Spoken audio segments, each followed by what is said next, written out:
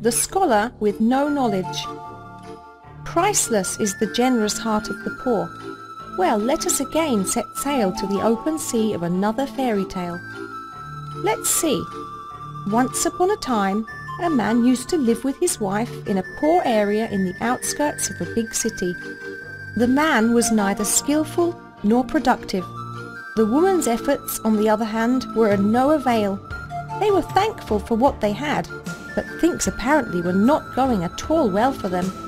This poor couple was more hungry than a wolf, more barren than a snake.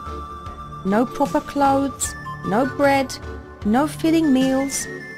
One night, like any other ordinary night, they were sitting in their candleless room, which was lit by the moonlight flowing through the tiny window, staring at their knees. Neither the man said anything, nor the woman mentioned anything. After a long period of silence, some words came to the tongue of the woman, and she said, "Oh, my husband, we have been married for so many years. In that time, whatever task you set your hands to, you failed. If you could have had some education when you were young, today you would be a nobleman of the Sultan. Look, even dream interpreters are granted many things by the Sultan. He gives them purses full of gold coins and even appoints them positions in the palace. But you—" The man could not stand this any more and interrupted his wife. "My dear," he said, "I am an illiterate man. What would the Sultan gain from me? Let us stay where we are and know our limits. Don't worry, God is the provider of food. Is it at all possible for my great lord to leave the throat he opened hungry?" The woman sniffed and shrugged her shoulders. "I don't care," she outraged. "Not any later than tomorrow, you will be a dream interpreter too. As soon as the drowned cry will announce a dream seen by the Sultan, you will straight away make your way to the palace." No matter how much he tried, the poor man could not persuade his wife. The woman stubbornly insisted. "If you do not do what I say, I will not make my rights upon you, Hela. And what is more, I will just leave you here and go away," she threatened her husband. Luckily, the man was not too persistent, so that quarrel did not go too far. That night, they cooked the small amount of food they had in the only pan they had and ate from it. They presented their thanks to God and went to bed. The woman laid on her right side and turned to her left side and fell asleep. The poor man, however, could not sleep at all. He turned from side to side in the bed until dawn. When the early morning wind started to blow, a very light sleep fell on his eyes. But as soon as his eyelashes touched together, he jumped up with the sound of the town crier. He put his ears to the window and listened to the shouts of the crier. The voice of the crier was as clear as crystal. He banged the drum 3 times and roared, "Let nobody say later that they haven't heard it. Oh, the people of this town! Our Sultan had a dream. Whoever wants to interpret the dream, let him come to the palace. Let those who have heard inform those who have not." The man looked at his wife and then looked at the crier on the street. He put his clothes on. Nothing to lose. Would a dead donkey fear a wolf? The man also hit the road. At the entrance to the city, there were tall walls separating slum quarters from the main city. Before he entered the main gate, he sat down on a stone to have a breath and to think over and pluck up some courage. The poor thing began to think. What would he say when he was before the Sultan? He thought and thought, but couldn't come up with any solution. Every so often he decided to give up, but whenever his wife came to his mind, he gulped and stayed. Suddenly he heard a noise. He looked at his side, but couldn't see anyone. Then he heard the same noise again. When the man looked carefully, he saw that a black-dotted white snake was calling to him from a hole in the wall opposite him. At first he was scared, but then he listened to it. "Hello, stranger," the snake greeted. "I've never seen you here before. Or are you going to interpret a dream?" "Yes," said the man. "How did you understand that, dear snake?" The snake laughed wheezily. "I understood from the naivety in your eyes and the gullibility of your words. and then he added, "Oh, you who fell in a bad patch, come closer and I will help you." In obedience, the man walked close to the snake, and when there was a gap of 1 step between them, he stopped. The snake started to talk. "Go straight to the palace from here," it advised. "Do not ever cringe with embarrassment. Do not ever humble yourself in humility. Speak to those in the palace with capital letters. Narrow your eyes and speak with a proud mouth. Do not ask if you could see the Sultan. You order that the Sultan wants to see you. When you are in the presence of the Sultan, do not ever fall into the foolishness of introducing yourself with a long speech. Say to him, 'Oh, your Majesty, my exalted Sultan, I heard that you had a dream. You've seen a sheep in your dream. The interpretation of this dream is this. People around you are like sheep, O great Sultan. They act according to your whistle. These people need a good education. Of course, the Sultan will be very amazed and will grant you with a lot of reward money. When you go from here, you will give me half of what you get.'" The man thanked the snake and went to the palace. He did exactly what the snake had recommended. As soon as he came into the presence of the Sultan, "Peace be upon you, O my Sultan," he saluted. Then he said, "I heard you saw sheep in your dream. Its interpretation is that people around you are very naive and obedient like sheep. It would be good if you could educate them." The Sultan was very amazed by these words. "Look here," he said in bewilderment. "I have nothing to say about your interpretation, but how did you know the dream that I had not told anyone?" Our man, in accordance with the recommendations of the snake, narrowed his eyes and gave a proud shape to his mouth and smiled. "Oh, my exalted Sultan," he said proudly, "let me know this much at least, because I, for many years, had an education about this in China." When he added a few ununderstandable words into his speech, the Sultan held his beard and admiringly looked and looked at the man, and then he gave him 2 purses of golden coins. When our man saw the 2 purses of gold coins, he nearly lost consciousness. With great joy he made his way home. Just as he was going out of the main gate, he remembered the snake. Silently he went to the hole where the snake was and called out to it, but the snake did not reply. Our man threw 1 purse of gold coins into the hole and started off on his way home. When he came home, his wife had just woken up. He threw the purse full of gold coins onto her skirt. The woman's down face turned into a honeycomb. Spending these coins, they had a very good life for a while, and the woman always esteemed herself for giving him this idea. A long time afterwards, the coins had finished, but the Sultan had another dream. As soon as the town crier shouted, "Oh, the people of the town!" the woman started to poke and push the man. Although the poor man had said what had happened 10 times and asked, "How can I find the snake again?" he couldn't persuade his wife. Then again he hit the road. Well, as he now knew what to do, he stopped by the main gate of the citadel of the city. He looked to his right and then to his left. When he was sure he was safe, he approached the hole. He started to beg the snake. "Oh dear snake, oh mighty snake, our money has run out. The Sultan had another dream. Yes, I know that our only sustainer is Allah, but denying causes is a sin. Take your head out of this hole and make this brother of yours cheerful." First a hissing noise was heard and the snake's head appeared. "Hello, my friend," it said. "You are a person loyal to his word. Helping you is a duty for me. I will help you again with the same conditions. That is, you will give me half of what you are given." The snake told him the Sultan's dream and its interpretation. It also taught him well how he should act in the palace. They set off towards the palace. He was immediately taken to the presence of the Sultan. As soon as he entered, "Peace be upon you, O my exalted Sultan," he said. "I heard that you saw a fox in your dream. Servants around you are shrewd like foxes. You'd better watch your steps." With the same amazement and bewilderment, the Sultan watched our man. He held his beard and thought for a while, and the Sultan approved of the man.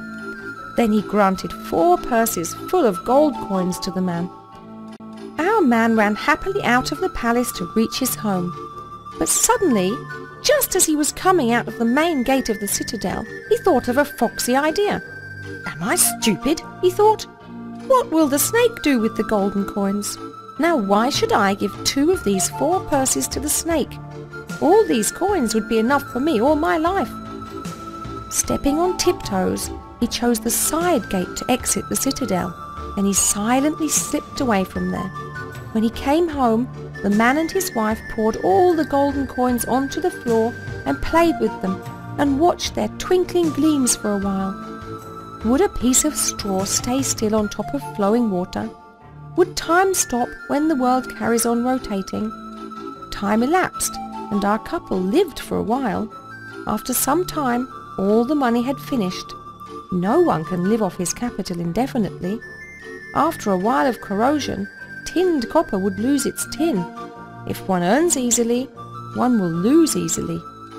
Our couple thought that their resource was abundant and started to seek the best of meals and the most expensive of drinks.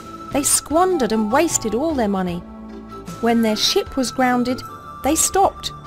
Would not the Creator of all provide the sustainment of his servants? Again the Sultan had a dream.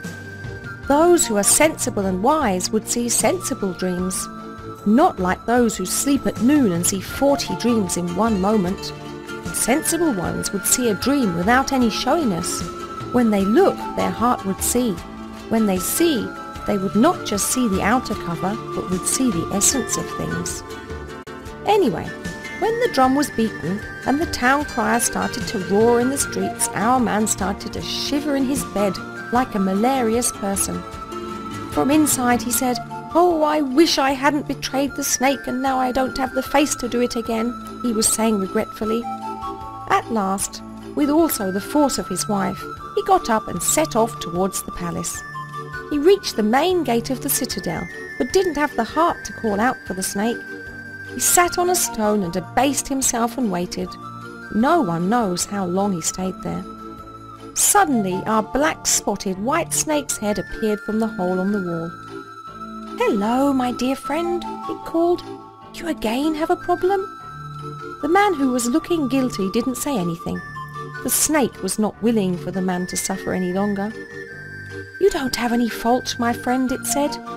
"It is quite normal for the people of a city that is ruled by a sultan, who sees a fox in his dream, to be foxy and tricky. You did what was expected from you. I was not offended by you. Come closer, and let me help you." The man approached with great embarrassment. When the snake said that it had forgiven his mistake and that it could help him again, he relaxed. By apologizing many times, the man tried to convince the snake that he was very upset about what he had done. And the snake, again with the condition of getting half of what the man got, told him what the Sultan's dream was and explained its interpretation. The man set off. As he was now a well-known person, they straight away took him to the presence of the Sultan. He saluted the Sultan with great respect and started to talk very knowingly. "Oh, my dear Sultan, you have seen a wolf with bloody teeth in your dream. A wolf means a monster. When it comes to its interpretation, my majestic sir, it means that your servants have started to think like wolves. They want to tear, beat and harm each other. You must deal with this situation immediately. You must inoculate them with love and understanding. You must not keep your wolf-like men away from your eyesight. Possibly they may harm you or good people around you. For this, you must know your servants very well." The Sultan was very pleased with this interpretation, and he granted 10 purses full of golden coins to our false dream interpreter. Taking all the purses, the man set off for his home. But this time, he never thought of escaping from the snake. He went straight away to the place where the snake was. The snake was waiting in the hole. "Oh, you came," it said, smiling. "Anyway, you've been honest this time. You took 10 purses.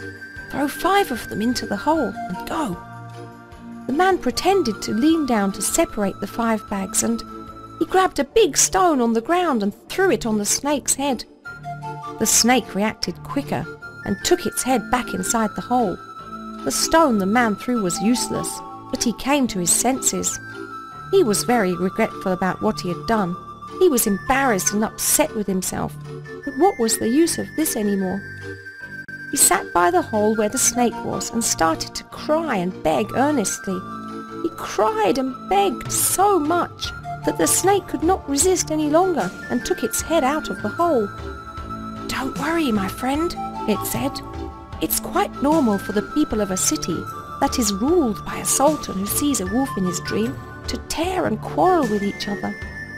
But I have some advice for you, and you will never see me again. Now listen to me carefully." At this moment the snake disappeared into the hole. When it came out, it took out the purses of golden coins that the man had thrown before and said, "Look, my friend," to the man, "if you call somebody your friend, never lie. You will have a real friend in 1 in a million people.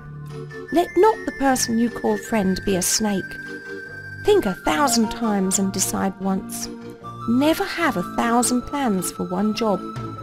If it's unnecessary, demolish a ramshackle building, but do not let anyone stay under it." Our man listened to the words of the snake with his head down very sadly, but every word that the snake was saying was like an arrow piercing his heart. Those who are not tyrannized over will not be tyrants so easily. One cannot be a scholar without gaining deep knowledge. A water mill wheel cannot be turned by carried water, and by blowing one cannot extinguish the sun. Even the strongest wall you lean on will one day be ruined. However steep the step you take, it can be climbed over one day. Turn towards yourself and know your essence. Beware of the words you say. Without being scared, one cannot jump up in the air. Without spilling, one cannot pick up, explained the snake. Our man was nodding his head in agreement. The snake became angry and said all these words in one go. "Just like a sheep, your head looking down, you must not say meh to the sound of a shepherd's pipe. You must not say yeah to all packs of lies like stupid people do. I don't want any gold or any other thing from you. My great lord deemed the underground worthy for me.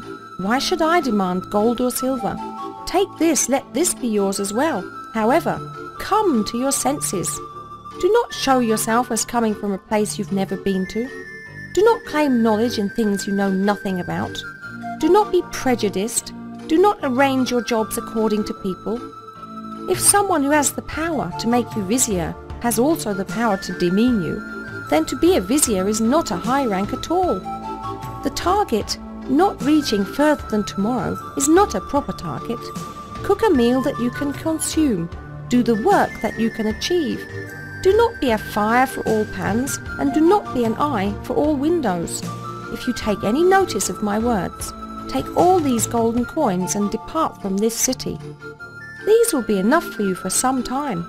If you're capable of trading, they will be capital for you. If you possess a skill, you will have an honourable rank. If you will not be grateful for little, you will not be able to find bigger and more. If you do not want to give, you will not be able to take. Make an effort and do not feel pity for your sweat. Never exchange your honour and dignity for some earnings. Eat what is given to you. Earn from legal means. Eat from halal sources. And do not again trust in me. Do not show off with those things you took from others. Do not lie on a bed that you stole. The more you say I, you will be stuck within yourself. If you say we, you will always be at the front. I've been too wordy. I don't know if you've listened or understood. If you've understood, you have benefited. Now it's time to leave. Bye, my friend. The black-spotted white snake disappeared into the hole. Our scholar without knowledge took all the golden coins and the golden advice of the snake and went to another city. He used this gold as capital, and he lived a very honest and happy life. Our tale ends here. Those who look straight will not be cross-eyed. Tales do not have any age. Those who have listened to the best of their ability. Those who have understood to the best of their ability. The ears of those who have really felt the tale inside themselves should be ringing.